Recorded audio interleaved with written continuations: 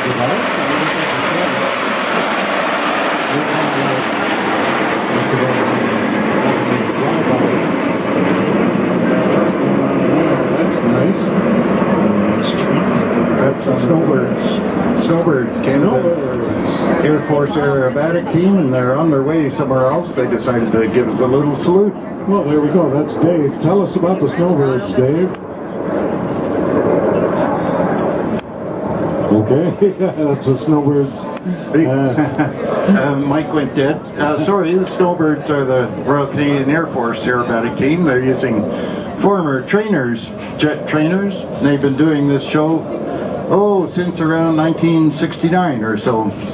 They're one of the largest aerobatic teams in the world, and they give a truly world-class show, but we don't have them doing a full show here. They're just flying past to say hello on their way, I think, downriver to do a show somewhere else. There we go. Thank you, Dave. That's Dave. He will be your guide today, and as you see, he's going to share his wealth of knowledge about general things about the River of Thousand Islands, the St. Lawrence. I'm back on the first deck, and we're still tied up to the dock, so going to play a tune or two down here before we turn you over to Dave to point out all the highlights as we go.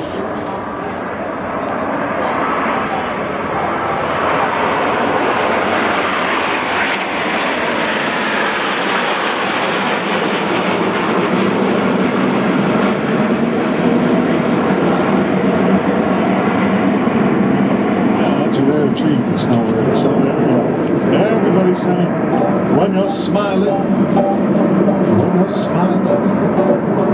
the whole world smiles with you. When you're laughing, singing, and you're laughing, the sun comes shining through. When you're crying, you'll bring on the rain, stop your sighing. Be happy again when you're smiling.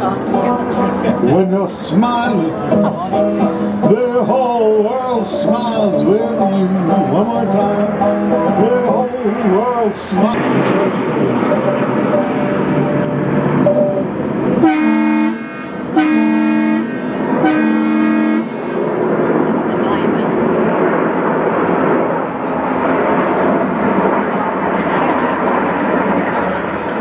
Hi folks, wonderful to see our Air Force Aerobatic team.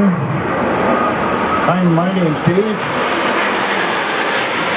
and in the mud over tens of millions of years they cemented themselves together into a very rock that we call limestone today.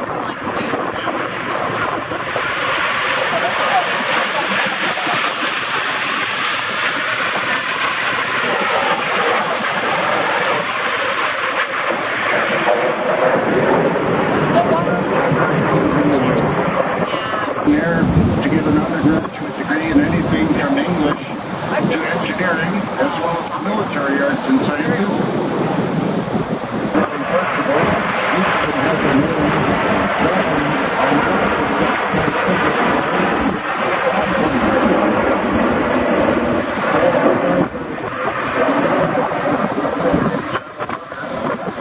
we have 4 of them at Cape Garden.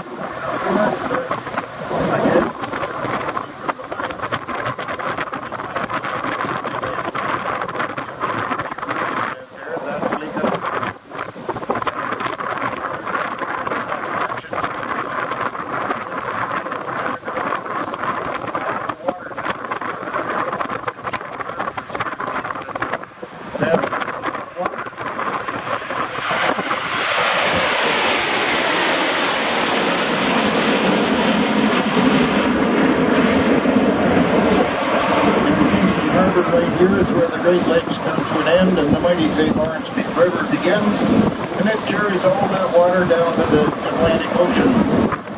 800 miles to the east, Montreal and Quebec City. When it gets to the Atlantic, it throws 20,000 cubic meters per second of fresh water into the ocean. And that makes the St. Lawrence River one of the great rivers of the world. That's 3 times the size of the Rhine River in northern Europe, 4 times the size of the Nile River in Egypt, but of course it's only 1/10 the size of the mother of all rivers in the world, the Amazon in South America.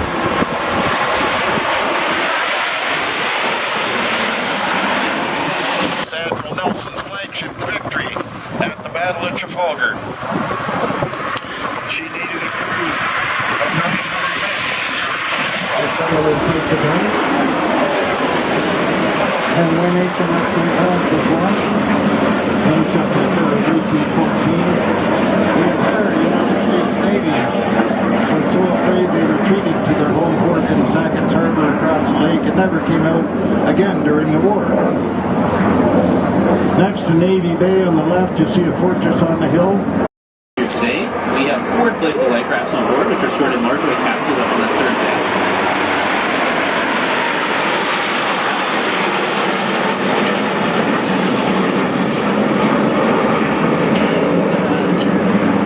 So those rafts are stored in big white capsules up on our 4th deck, and if we had to evacuate, our crew would throw those rafts overboard. They would self-inflate in the water, and then we would position those rafts below one of our disembarkation points found on the 1st deck. So there's 4 disembarkation step off of the vessel. You want to look below you, ensure the area in the water is clear, and then as you step off, you take a mid-step away from the boat, and then cross your legs as you head down into the water. Thank you, crew, for the demonstration.